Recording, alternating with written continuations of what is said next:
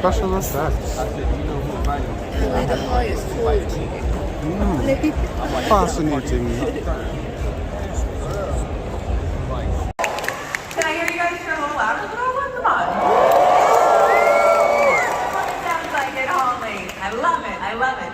And what you guys just saw a little bit ago is just a little bit of the awesomeness that you're going to experience today. So, to get into it right now, please help me welcome the cast and writer-director of this film. First up, we have Cailee Spaeny. Come on out here. Next up, we have David Jonsson. Next coming to the stage is Isabela Merced. And next is Archie Renaux.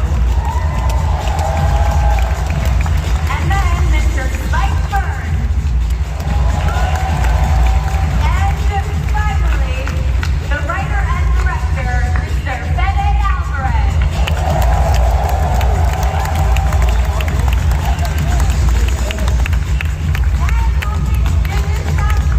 Huge round of applause. I am so excited to have all of you guys here.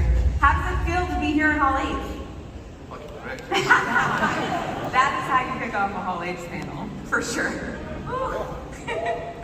All right, so I'm gonna say it. I was lucky enough to actually get to see the film this week.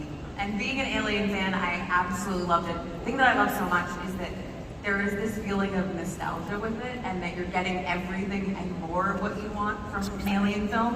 And I'm a huge fan of Alien and Aliens, and this one takes place in between those two, correct, Fede? Yeah, I mean, it is its own story, right? You don't really need to have seen the other ones to really understand or enjoy this film. I think if you have, it's fucking great. You're gonna find all these things.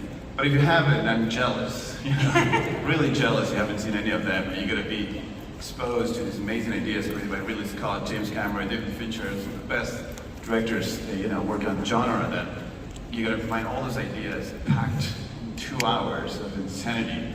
So I think that's why it takes place between the two of them. It's just because the style of them is just a period piece. It needs to look like those movies. It made sense that was way there in the middle. But like I said, there's no required watching really. But if you've seen them, it's just a different ride. It's one of those things where there's certain little moments where if you've seen the first two, you're like, oh, Yeah, but that's what's called member berries. So you know. The member berry cannot be the meal, right? Cannot be a big meal. If it is a meal, it sucks. Yeah. There you go. It means like there's someone in the audience goes like, there's suddenly a big twist, and half of the audience goes like, what? I'm supposed to understand what the fuck's going on? And the member berry should be a little snack that you get in the way. You got many of them, and then when it happens, and you go, wow. Your friend goes like, what's that? And you look at him and goes like, you wouldn't get it. That's a good memory. I think it's something that's so cool because when I was prepping for this panel, I was like, I'm gonna rewatch them. I'm so excited. And I had a couple of friends who've never seen either one. And so for me, as a geek, it's so exciting to get to reintroduce people to it and bring them in. And something that just stood out for me from seeing the first one was how important casting was. I mean, Ripley was a character that, of course, I was terrified the whole time watching them, but I was like, she is so badass, I want to be like her, and that made the movie for me. So how important and how much went into finding the right cast for this one for you, Fede? It's everything. I mean, you want, the first thing is obviously you want to get the best actors you can, and it's a very, very, very long process. I also wanted really fresh faces. I didn't want people that you necessarily associate with a different character. So that's, I think, the best way that I've discovered films. Seeing people in them that I've never seen before, like, obviously Sigourney in the original. So that's the first thing. And these guys, I tell you, these are the best of the best, and we look everywhere. These guys are the best of the best. And then it's about the surprise of what's going to happen with their characters. When you watch the first Alien, you have no idea that Sigourney is going to be the one to survive. There's nowhere really anything in the movie that tells you that. Yeah. And so it's kind of similar here. You'll see as you get to navigate the story, like anything can really die in the story. Cailee, what was the casting process like for you? Well, I actually met you a while back, and I I did an audition for you. It was actually, I thought, one of my worst auditions ever. I like ran out of the room crying. But apparently you remembered me from that, or I don't know what your version of the story is, but then I got an email that there was going to be another Alien being made, and I think my first reaction was like, oh, that's exciting, I love these films, but if it's not in the right hands, then that would be so disappointing. And then when I saw that it was Fede, I just knew he had such a grasp of the language of horror. And then when I met with him, so clear immediately that he knows this franchise like the back of his hand, and there's going to be so much care. And he talked about his priorities and his goals with this film, one of them being as much practical effects as possible. So, yeah. I love to hear that. So, it just felt like the things he was going to fight for this film were all the right things. And I felt like the characterization was really important to him, the acting was really important, so I was just excited to dive in as a fan and a fan of Fede's work as well. Yeah. David, for you, this film, the character that you play is such an integral part of this movie, but it is a team with all of this cast up here. What was it like for you working with Fede and the cast up here? It's an honor. Not only is the franchise something really special, especially because I love film, I love cinema. So watching these kind of movies, or the movies that kind of shape you, your taste, your habits, this is one of them. It's a little bit before my time, but what's amazing is I think like a team like everyone on the stage, Aileen Wu's not here with us right now, but we just embraced it. It's a challenge taking on the shoes of a synthetic. But it's artificial person. Do you know what? I was going to say that after I said this. We're gonna get cancelled, bro. You gotta say artificial person. 2024. Come on. Yeah, what he said. But you know what? It's an amazing challenge as young actors. As a young actor myself, taking on a role that's been painted so many times. Fede really gave me an opportunity to wipe it clean and start from something that felt new, nuanced, and just making it my own, which was awesome. Yeah. Isabela, so getting to see some of it backstage, what are you most excited about for people seeing this on a massive screen, like an IMAX screen or something? Well, that was insane. Also, I love your guys' reactions. Yes. And to add to it's just such good energy in this room right now. I love you too. I keep seeing my face down there, it's very distracting. Anyways, I was enjoying that thoroughly, but I had a hard time focusing because I kept looking back at you guys, all crowded together, and just your faces, just jaws dropped. And it's an experience that only we can share, maybe I've shared with each other, in the beautiful place that is Budapest, Hungary. And I couldn't have asked for better people to be here with this, specifically at this panel as well. What about for you guys? What was just the feeling of seeing it on the big screen and being here with everybody? Like, when's the last time you guys were actually all together? it's so surreal. It's so surreal because we've grown up watching these films. I'm sure everyone in this audience is a huge Alien fan. Yeah, that's obviously quite self-explanatory. But to be on set with not only you guys, but also the Xenomorph who plays a starring role in this film. It's so surreal. I can't really put it into words, and that's why I think this film and this experience, no matter what I go on to do in my career, I would always have this, and this, this film being a part of the Alien legacy. I'm very, very proud of it, and I love everyone there. It's been such an amazing experience. I think it's something that's so cool being in Holly and even getting the call out where it's like correcting where one is the right guy to have this one. He's like, oh, no, excuse me, let me fix that here. But also, thank you, dear David. You're like, yeah, I was going to say that afterwards. But talking about that feeling of being on set with the Xenomorph and seeing those shots that are so iconic from the films. Spike, what was it like for you getting to work with all of these things practically, or as much as you guys could possibly do practically? Yeah, pretty much everything was like pretty practical, which was nice to have.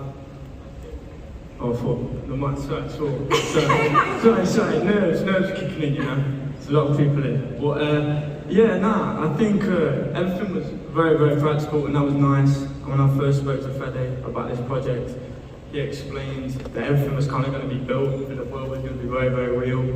And that's just what you want as an actor, really. Like, you don't want to be, I don't know, I've never done the tennis ball thing, but if anyone wants to give me a job with a tennis ball, I'll do it. But like, for me, I think, you know, as soon as Fede said like everything's going to be practical and all very, very built, I was like, yeah, and I'm just ready to get to work, really. And then also working with all these guys was just amazing as well. And I think, you know, the world was captured very, very well. Yeah. So yeah, I'm just happy to be here. I think everybody in this audience is happy to be here too, right?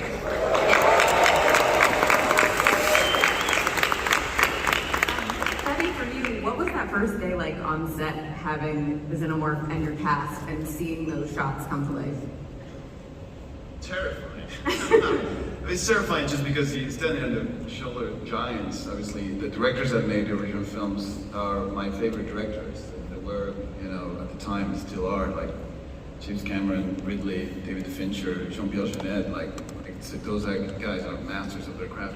So, you know, it's quite a challenge when you come in and have to make another movie in that world. But usually the pressure all that goes away when you suddenly realize that you're not, for me, like made no sense to a lot of people, but when suddenly I realize look around and I'm on a Wayland Yutani shake and bake colony, and every vehicle that goes around is real, and I can look around and there's a neon sign, the bar sign from Aliens, and a whole bunch of stuff that is what all my film school were those films, to be able to be on this real spaceship, to travel to them. We actually shot the movie chronologically, so the first day was the first part of the story, so we could all together go through that story, you know, and then every time, spoiler alert, someone died, people died. People died in this movie? There's a lot of death in this movie. But, you know, it was kind of emotional because you got to get that person who's going to leave, and then you continue with the rest of the cast. Hopefully, you know, it went up ahead, and that kept happening, unfortunately. People keep dying. But it was really an incredible experience. It was the best experience of my career, I would say, and it really, because I've lived to, you know, I got to work with these guys, but to really be in the world of Ridley, Cameron, and all these guys, and to see the creature like Giger design in person, and be able to work with the designers that worked, and the puppeteers, and all the people that worked on Aliens, one in a lifetime experience. So I think probably whatever nervousness or pressure you have usually goes away with the joy and excitement to be able to, when you realize, fucking man, I'm making an alien movie.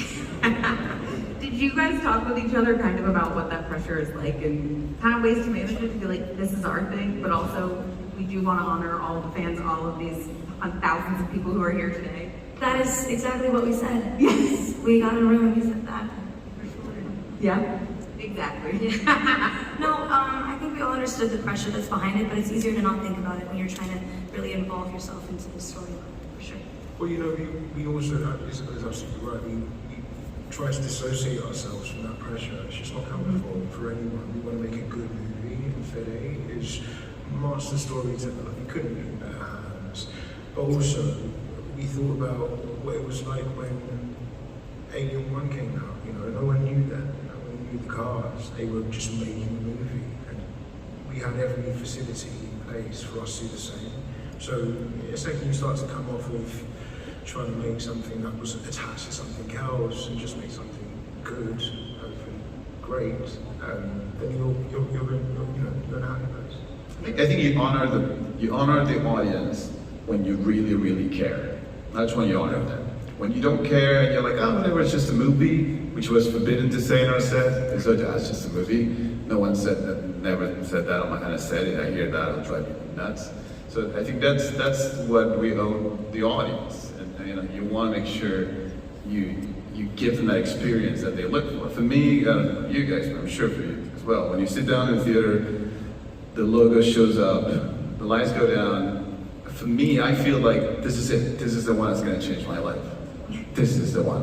And it's kind of crazy because most movies are shit. Yeah, 5 minutes in, you go like, this is not going to change my life. How is that you really feel, Fede? But the first 5 seconds, you do feel that way because that did happen to you in the past. That happened maybe once or twice in your life, and we all keep looking for that moment. When lights go down, when you start, and you really believe that this is it, this is the one. So we all know that, and I make sure that if we didn't, we all knew that, and it was very important for us to honor them, to make sure everybody worked hard enough and really give it 200%. And I can guarantee all these kids did that. They went above and beyond to give the movie that you guys deserve. Yeah, I'm definitely around the one. How did you kind of work with everybody to make sure that the cast did all gel together? Because it's not just one person in one space, it's how does everybody come together on set? Is everyone on the same page of like, we're all in this and we're all giving 200%? Was there anything that you saw in each of them that was like, that's it?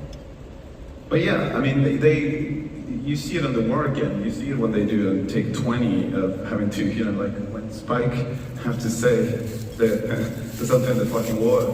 It's just you got to say it 100 times and do it 100 times because once you do, particularly when you work with practical effects, it's not hard to nail on the first go. So the face hugger doesn't do what you want him to do. He does what the fuck the face hugger wants to do. So he will jump in the other direction, not jump at all, jump too hard, hit you in the face too hard. Yeah, it's all this nightmare. But they take it and they took it and they keep going. And even sometimes when I said, with Cailee happened many times that I'll go, I think we got it. And Cailee would go, fuck no, we don't. Fuck no, we did it. Let's go again. I was like, oh, let's go. Let's go. And we'll go again. That happens so many times. And that's a sign that you have people that really care and wants to nail it and wants to get it right. It doesn't want to half-ass it. They go like, yeah, it's good enough. Like, you know, I usually be more good enough than Cailee will keep going. Keep going. Sorry. It's definitely ending up on behind the scenes, Cailee being like, and she was, yeah. So as you mentioned, you know, it's so important for the fans to get to see stuff, for the audiences to get to experience something awesome. And Fede, I think you might have brought a little something to share with our... But just depends. You guys want to see more?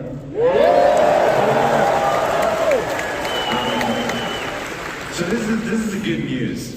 For the few of you there that are like me, that are like, what am I doing? What am I doing? Why am I fucking spoiling the whole movie here today?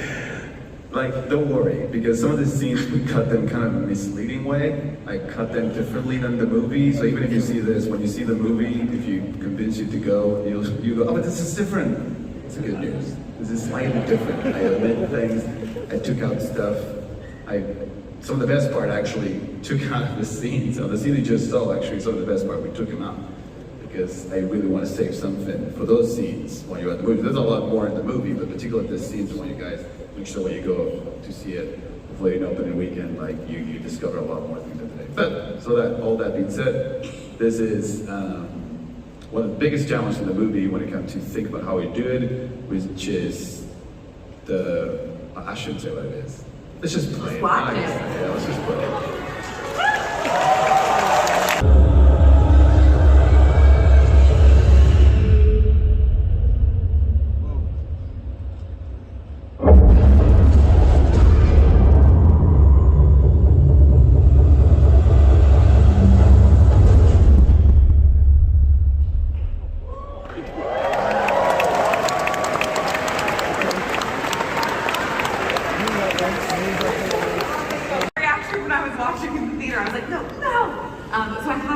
Isabela and Spike, what was it like working on that scene? It's such an iconic moment in Alien, having that chest burster moment happen. There's only 2 of us in the scene, but there were so many people working on it. I mean, the whole team with puppeteering that alien. Aileen had 9 people to puppeteer that big guy. Aileen, who couldn't be here today for very good reasons. This is her first movie. She did so incredible, and she had 2 bodies basically, because they added a fake body. So it was a fake body, but something really coming out of it. And Aileen was under the spaceship basically. It was so cool to watch. Like, I've never, and I will never do anything like that again. I'm honored.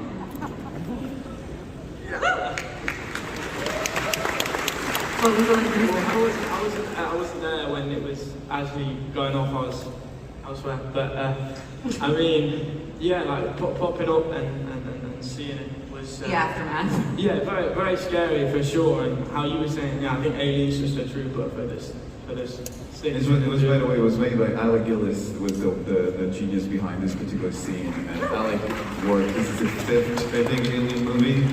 So, the first one being Aliens. So he was part of Stan Winston's team on Aliens, and we were so lucky to have him here, you know, with his team working on this particular thing. But I'm really proud of to bring that burster, that chest burster to that chest. I love it. So I've gotten to ask you guys a couple of questions, and now I'm going to let somebody else ask one. This one is coming to us from the mastermind behind Alien and the producer of Alien, Romulus. Check it out. Hello, Comic-Con. I hope you're all having a wonderful time this afternoon. Fede, what new thematic elements are you planning to explore in Alien Romulus? Well, like the title, thank you, Ridley. For those who doesn't know, that's Ridley Scott who directed the first movie for the young ones. So, true story. Before I answer Ridley, when I was meeting actors that are young, one actor once told me, I asked him, "Have you seen the original movies?" He was like, "Oh yeah, I just saw the first two." I was like, "Oh, that's pretty good." Yeah, Prometheus and Covenant. I was like, "Okay, you're not getting the role, bro." Anyway, so to answer Ridley's question. I think, you know, it's called Romulus because it's really a story about siblinghood, and it's one of the things that I felt wasn't explored in the previous movies was the real human connections among all the characters. You know, you find some connections here. There, obviously, Ripley and you on part two, but they're very light, and this is the first time that you have really, really close people that really love each other. So when shit like this happens, it makes everything way more dramatic. So that was and it's really truly about what it means to be someone's sibling. Or, you know, would you die for your brother? Would you die for your sister? In a situation like this, or would you be a coward that will leave them behind? So the big question for me, that at least means a lot to me. So that's one of the themes. But then there was a lot of interest in me of not really exploring a lot more things, but really explore the classic, you know, themes of the original films, and particularly all that psychosexual, you know, fucked upness of the original films. That was something that was really interesting. I'll bring it back here, and but like always, theme works in mysterious ways. So there's many things. I cannot wait for you guys to see the movie and be able to sit down with some of you and whoever, like, to read debate about what it's really about. So the theme so I cannot really talk about exactly what it's about. If I tell you what it's about, it kind of ruins it. You know, it gotta be something that everyone will see a different reason and what different idea of what the movie's talking about. But I have my own. I mean, I think that's the coolest thing about film in general is you bring yourself to everything that you see. And so you're gonna only be able to see it through your eyes. And for me, seeing the film, that is the biggest thing that jumped out to me was the connections that were made so early. Within pretty early in the film, there was a moment where I teared up and I was like, what is happening to me right now? But it's because the connections are so close. What was that like, Cailee, for you working with David? And because there's some scenes in there, that might have been the one, I'm not gonna say, might have been one of those scenes. But what was that like for you guys making that connection and feeling that on set? Well, unlike me, David is a proper actor. That's not true. Come on now. He's just so easy to work with. I mean, I just feel like I'm sort of playing catch up the whole time and going, I just like that tape. Did you feel this really good? Should I try something else? So I felt like I could lean on you the whole time, and I just felt like it was really easy the first time we met. Did you feel the same? Say something. We're gonna find out here first. Would it be so weird if I was like, no? This is a really good actor. I didn't feel anything. No, honestly, I mean, I can't, I'm actually not going to make that joke, it's terrible. Cailee is incredible, as in, you know, it's a privilege when you meet actors who care, you know, who actually care about making characters, who care about making a bigger world, and then care about making like an impact on the world in which we exist in. And Cailee has all of that. So, you know, we It's also scary. You don't know who your scene partner's going to be and how they're going to approach it. And I felt like we tried to really sort of go for it. And you did such beautiful work on this. I can't wait for people to see what you do. It's really extraordinary. I'm Cailee, sorry for doing this thing that we do this all the time. It's like a chill. You're great. It's not good. So you guys didn't get along at all. Okay, so our next question is coming to us from someone who is also quite familiar with extraterrestrial species. Hey, Comic-Con and Fede, this is Dan Trachtenberg. I am down here in New Zealand shooting something. And I've got a question. Who do you think would win in a fight?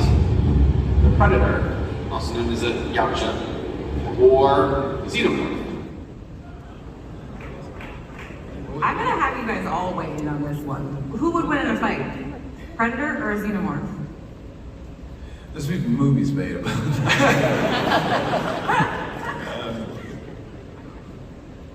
None? Anybody? Anybody? I mean, I feel like you all feel like Alien. Don't you? Yeah, well, because the Alien, obviously. we've got up close and personal with Xenomorphs, and they're pretty full on. So I'd have to back my boy. Yeah. Or Alien. I'm gonna back my Alien and go Xenomorph. What about you, Spike? Yeah, I'm about Alien, yeah. I think just being up close and personal with an alien. I've never been close to a Predator before. I wouldn't like it, but yeah. That's good. Good guy. I don't have any. I mean, we all like seeing it happen, but in real life, nothing. I think the question should be more precise. It's like, would it be, or our Xenomorph versus the Predator from the first film? Would I win? That's a more fair question. Would it be, you know, like Grid versus, you know, like that sort of thing. You gotta be specific. They're not like the Xenomorphs in general, or the Predators in general. Like that, you gotta be more specific. And which Xenomorph? you are a writer director. Which Predator? Well, hey, the first one you said, which would win? I think if I go Big Chat versus the first, you know, Predator from the first movie, I'll go Big Chat. All right. You picked. You made a choice. Everybody else says Xenomorph. All right, our next one is a question that comes from someone who absolutely loves horror and is a very big fan of Fede's. Hi, this is Guillermo. There we go. You know, I know you love monsters as much as I do, and the Xenomorph is one of the great designs in the history of filmmaking. And I wanted to ask you and for you to tell the good fellows at Comic-Con, what does it feel to take such an iconic design and bring it to life again? So cute girl. I just want to tell you guys, Fede was like, I don't want to know who's sending questions. I want to be surprised on the panel. So he's here and seeing all of these questions. Everybody up here is for the first time, which I love. How do you feel? Feel fucking amazing. I mean, but a massive responsibility, but such a fascinating challenge to go back and to do it right, you really have to go back to your design and really go to all the books and go through them and make sure that whatever you do, you honor that legacy, you honor that design. And also the main thing, which we talked about before, but it was to go back to make sure we hired the guys that knew that were there at the beginning. So went to Shane Mayhem and the guys from Legacy that work in Aliens, and you know, Shane with his own hands built the Queen on Aliens. So he was the one building with his team Xenomorph on this one as an animatronic, just like the way it was done on Aliens with the Queen. So you know, you go to the right people, you go to the people that work on the originals, you honor Giger, and I think that, you know, and you gotta love it. I think if you love it, it's really hard to fuck it up. Was there like a moment on set where you saw something in a frame and you were like, I got it? No. I gotta tell you the truth, that the creative process is a fucking torture. You know, if you do it right, it's a torture. You know, for you guys out there that do shit, you know that you're doing it, and what your brain is telling you at the time is, this is shit, this is shit, this is shit. And that's a good voice. That will help you to make it better. The voice in the head that tells you, oh, you're fucking amazing, this is great, like, you're pretty good. That doesn't help anybody. It might make you sleep at night, you know, you'll sleep better, have a happier life, but you'll make shittier movies. When you torture yourself and you think everything is shit, you keep trying, and maybe you cross the line from good to bad, like, you know, days ago, and you keep trying, convince it's shit, and you know, that hopefully is not. So there's no days of that. It's not my process. I tell everybody, like, when I finished Evil Dead, I thought it was the worst piece of shit ever made. Turned out, you know, some people like it. Yeah, there you go. Same with every movie I made. You know, Don't Breathe, I thought no one was ever gonna watch it. It was just so obscure and perverse that no it's gonna be as sick as me out there. But it turned out there were some sickos out there. There you go. That is wild. That's how it works. So you don't really go, whoa, I'm amazing. You go like, shit. And that's the good driving motor. You come to Comic-Con to find those people that are the same amount of weird as you, so I think you're in the right place. And for all of you guys, I feel like just seeing him up here, I love how direct and honest he is. As in having him as a director, you always feel like if he tells you you got it, you're Very like, direct and oh, honest. yeah, we got it. We got it. Yeah, we could fully trust him, like I said, because he had so much appreciation for this role and really wanted to do something for the fans as a fan. I think is important. And yeah, he didn't hold back. I mean, yeah, we knew if it was going wrong or if it was going right. He's very vocal, but that is what you want. You want a confident director with a vision. So I just sort of knew that I could trust him. I love the combo and the duo of Galo and Fede though. Oh yeah. What an incredible DP we have. Gal Olivares from Mexico City, our DP on this movie, so every frame is Guys, look him up on IMDb. He has some insane credits. He's incredible. Yeah, I love just seeing you two work together.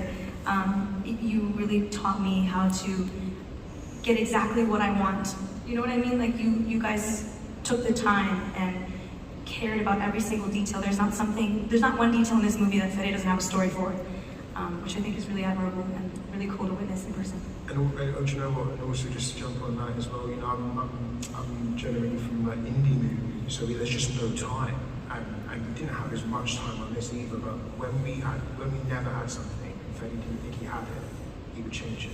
It's like there was no compromise in terms of like going, we need to go back, oh, we missed that, we didn't do it, change the shot. Like it was kind of, yeah, it was a masterclass to kind of watch, and it really did free all of us up, knowing that now he's not going to be there. And therefore, there was sometimes when we didn't think we had it, and then it was like, I got it, and it was like, no, we want to do something different. It was a constant conversation though, until the very last day. It was like, would the characters do this? Would we say this? Yeah. Does this make sense for the heart of this? You know, it was always a constant Absolutely. and collaboration. It's very cool from a creative sort of point of view as an actor as well. You gave me a really good note, which I loved, of just going the complete opposite way. When we talk about shock and how people in real life, when they get shocked, it's not often how we see it on screens as manic and this, that, and the other. It's just still.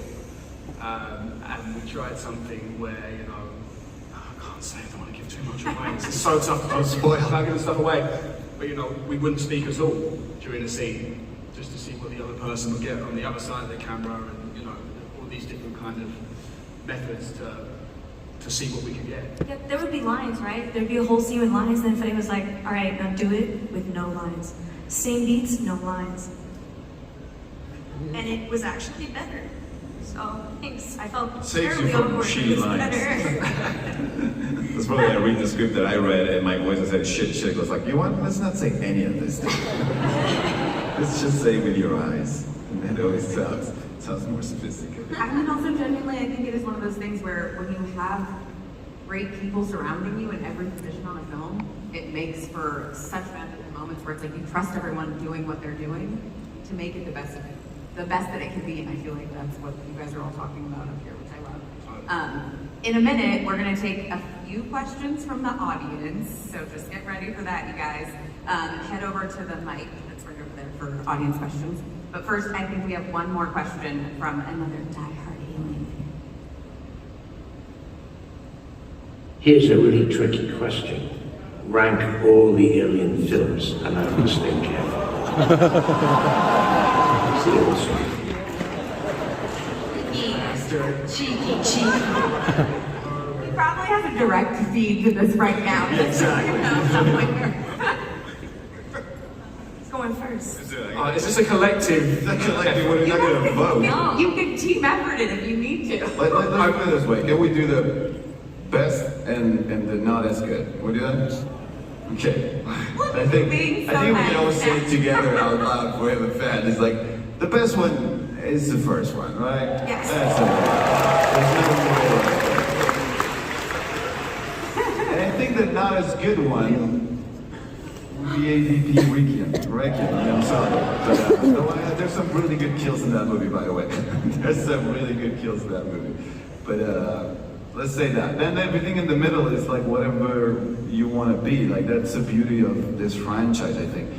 It is not an obvious top to bottom ranking of it. Everybody, it's almost define who you are if you're a fan. Like what's your rank, it defines who you are. But I think, and all of them, even the ones that didn't work so well for me, all of them give me a great time in the theater and an even greater fucking debate with my friends the next day about how shitty that was, or how great that was. And no one seems to agree, even in the ones that people agree that didn't work so well, still suddenly making this movie, people come out of the woodwork and say like, actually this one was actually one of the best ones.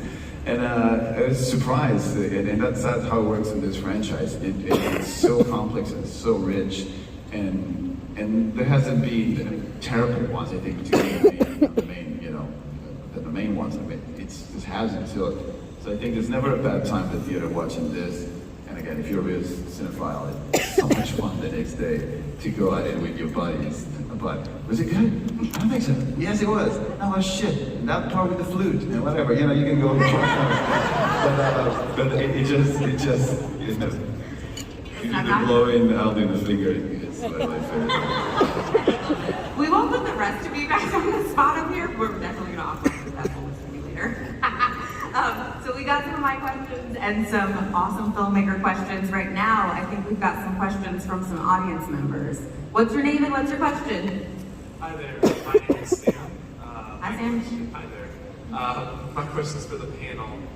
So I have a deep-seated fear of facehuggers, as I'm sure a lot of us do, and you guys have a lot of experience with facehuggers on set. Do you have any advice for me on how to not let one impregnate my face if I ran into it? Sam, yes. Do you know what?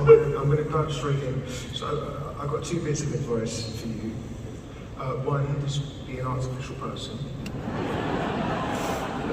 Two, that better, didn't you? Two, I failed. There's a scene in there where I don't want to give it away, but I do something quite relatively cool with the facehugger, and I felt really cool, so I wanted to do it again and again, and they let me do it again and again, and every single time we had various facehuggers, by the way. We had like animatronic facehuggers, we had like lightweight ones, like heavier ones, like all like, and I was like, you know, give me the big boy, give me the big boy. So I take the big boy and I throw it, and it whips back around and detaches already. So we stop. She's the vengeful motherfucker that right before you fly away, then hit it with the tail. Detached your retina. We finished the day, but I just went and got a couple of stitches. It was fun, you know. So I got it. Main key is keep your mouth closed. Yeah. Breathe through your nose. Keep your mouth closed. Yeah, Archie knows. Archie knows. Catchphrase there. I had a fight with quite a few of them. I think just run, man. Like don't wait about. Like don't be stupid about it. Just run. That's my advice. That's what I do. Just run. I always think of like if I was ever in this world, I would run just like throw rules in your hands and run as fast as you can. Thank you so much for your question. Who else do we have? Okay. Look at that. Aren't you guys glad you're back to the Xenomorph before now? What's your name? What's your question? Looks way better than the ones in the movie. Hi. I love you to death, by the way. Thank you. What is your favorite part of the Alien franchise? That's the whole franchise? My favorite part, if I had to watch the scene over and over and over and over, it's probably that moment on Aliens when they're inside the room and the tracker is saying, they're right inside the room. And because this is what traumatized me as a kid. That part is the best. Nothing beats that moment. And then to take a peek out there and see that they're all fucking coming, and then they start raining inside the fucking room.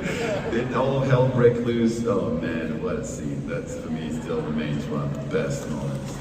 Just living here with friendship forever.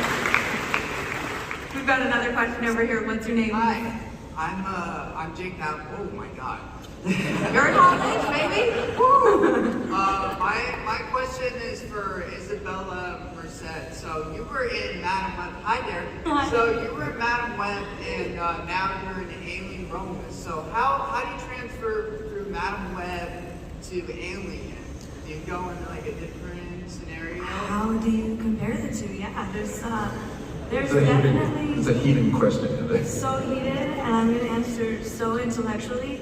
I just say, I'm just going to say that when it comes to this movie, I definitely feel like I lost myself in this world because of how intricate the sets were and all the details were. And then that one I kind of got to pop in and out more.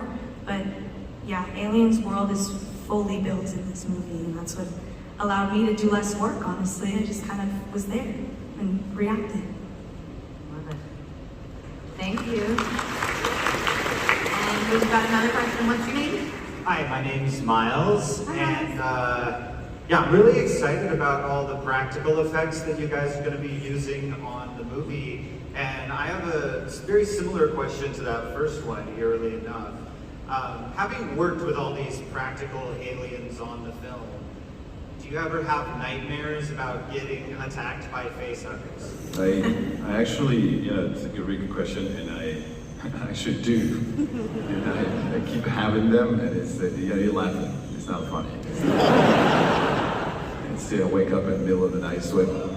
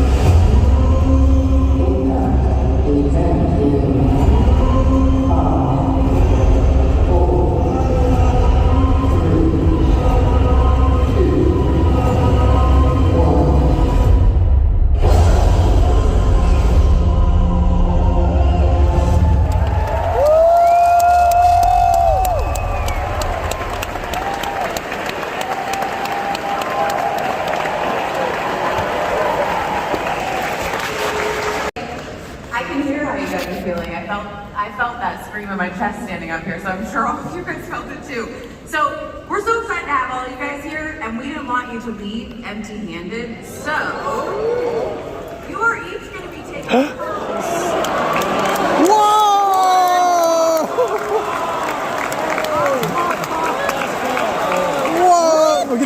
huggers. You didn't think you could get away from them that fast just because you're in Hall H, right? Woo! Okay. We're going to be handing them out to you guys in the audience while we are doing that. We're going to want to take a picture with you guys, so get your masks up as soon as you get them. I can't wait to see you guys all.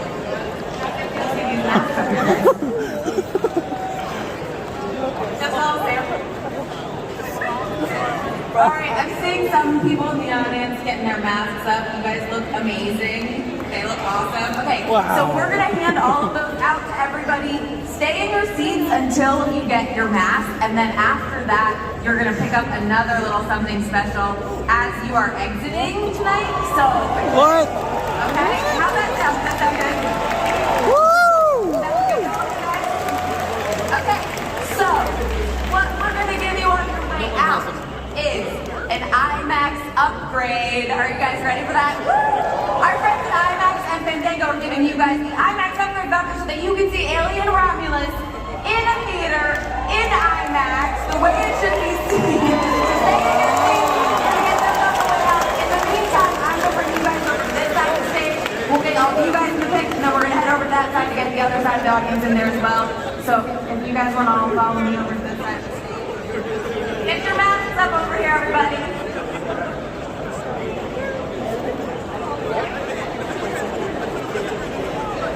That's cool.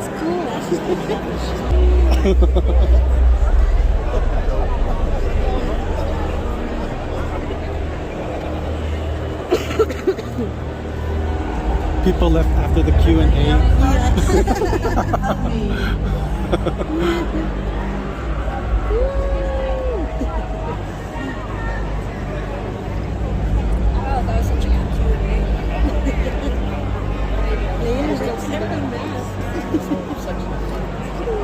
Yeah, people were leaving after the Q&A started.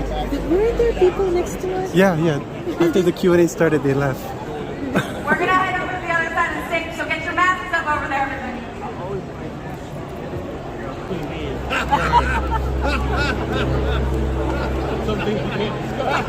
Keep my face hugger's name out your mouth. Out your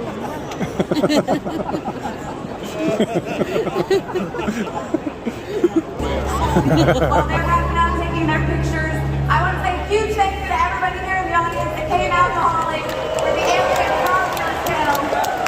Thank you to Fede and the amazing cast for coming out and having a great panel. And make sure that you go to see Alien Romulus in theaters in IMAX on August 16th. Woo!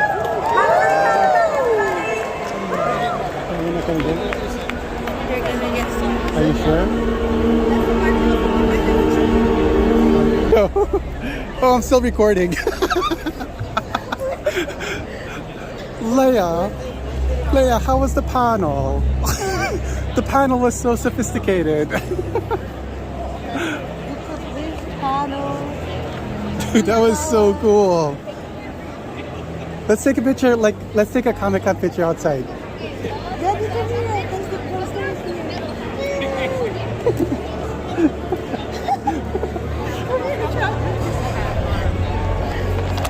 Dude, that was